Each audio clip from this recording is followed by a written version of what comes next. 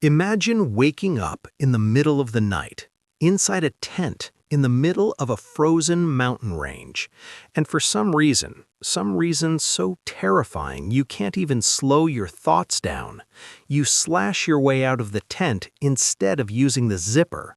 No boots, no coats, no explanation. You just run, and then you die.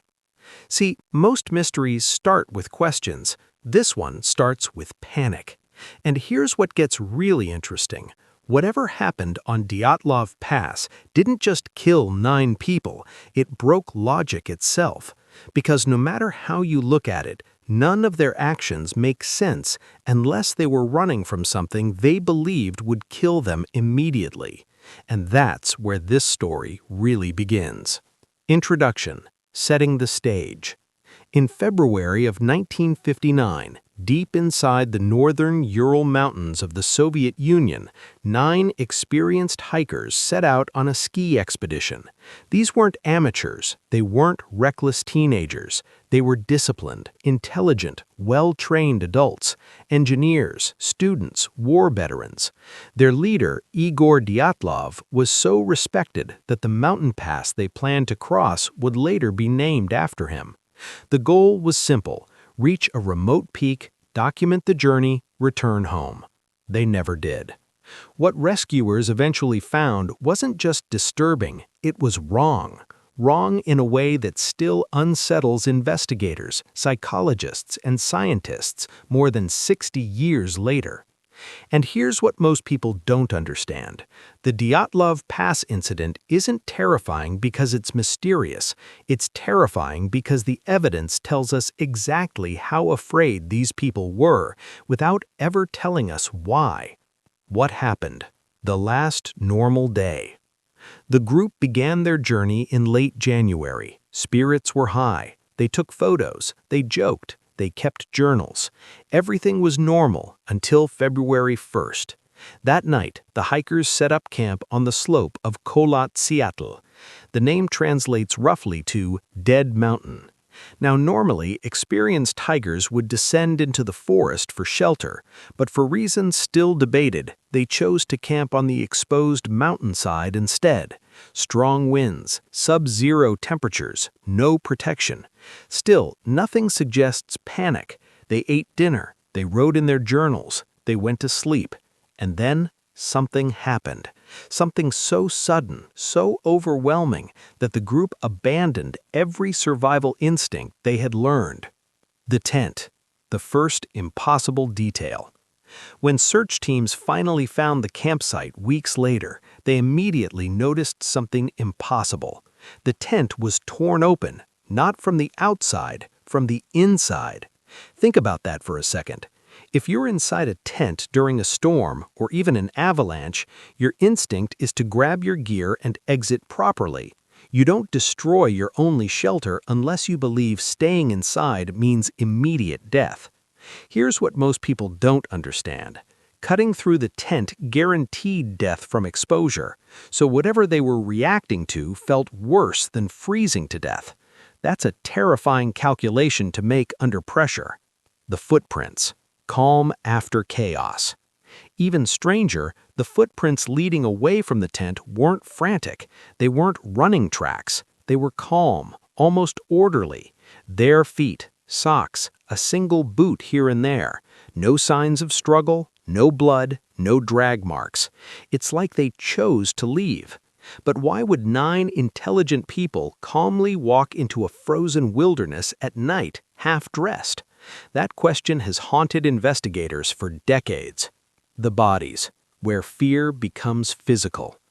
The first 2 bodies were found near the tree line, under a cedar tree. They were barefoot, dressed only in underwear.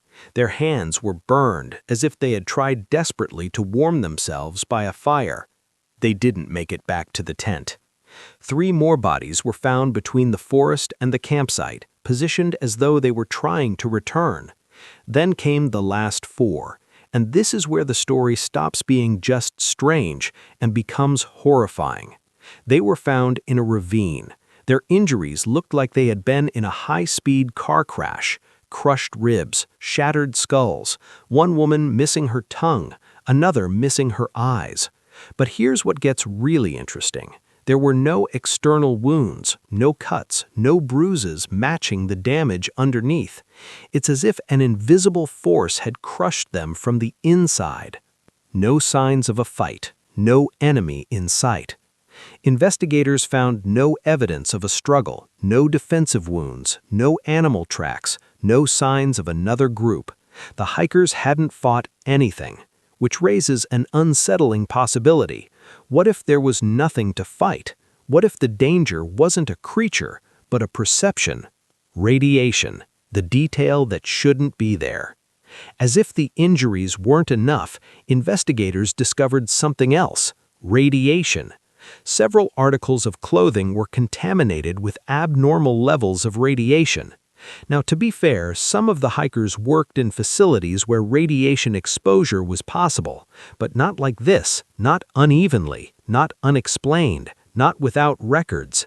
See, radiation doesn't explain the fear, but it does suggest something outside the normal hiking experience, and that detail alone fueled decades of speculation. The official conclusion and why it fails. The Soviet government closed the case with a single line: the hikers died due to a compelling natural force. That's it. No clarification, no breakdown, no accountability. In Cold War-era Russia, ambiguity was often deliberate. Information was controlled. Embarrassment was avoided. But compelling natural force isn't an answer. It's an admission that they didn't or wouldn't explain what happened. Theory 1. Avalanche, and why it doesn't fully work.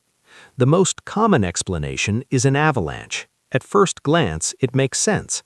A sudden snowslide could explain panic. Internal injuries could come from blunt force trauma. But here's the problem. No avalanche debris was found. The tent wasn't buried. The slope angle was wrong, and footprints remained visible for weeks. Avalanches don't politely stop halfway, and they don't explain missing eyes or tongues. Theory 2. Military testing. Another theory suggests secret Soviet weapons testing. Parachute mines, shock waves, experimental explosives. This could explain internal injuries without external damage. It could explain radiation. It could explain why the case was quietly shut down. But there's a problem. There's no confirmed test record, no debris, no witnesses, and even shock waves don't explain why trained hikers would flee calmly into the snow. Theory 3. Infrasound. The fear you can't hear. Now, this is where psychology enters the picture. Infrasound refers to low-frequency sound waves that humans can't consciously hear, but can still feel. At certain frequencies, infrasound can cause panic, dread, paranoia, hallucinations, a powerful urge to flee. Some researchers believe the wind patterns around the mountain created a rare infrasound effect, triggering overwhelming terror. Think about it like this. Your brain is suddenly convinced you're about to die, not logically, not emotionally, physiologically. You don't think, you react. And if that's true, then the hikers didn't run from something. They ran from their own minds. But here's what most people don't understand. Even infrasound doesn't explain everything. It doesn't explain the injuries. It doesn't explain the radiation. It doesn't explain the missing soft tissue. And it doesn't explain why fear escalated instead of fading, which leads us to the most unsettling idea of all: the unknown and why it haunts us. Human beings are wired to fear predators. We're also wired to fear the dark, isolation, and the unknown. Dyatlov Pass combines them all.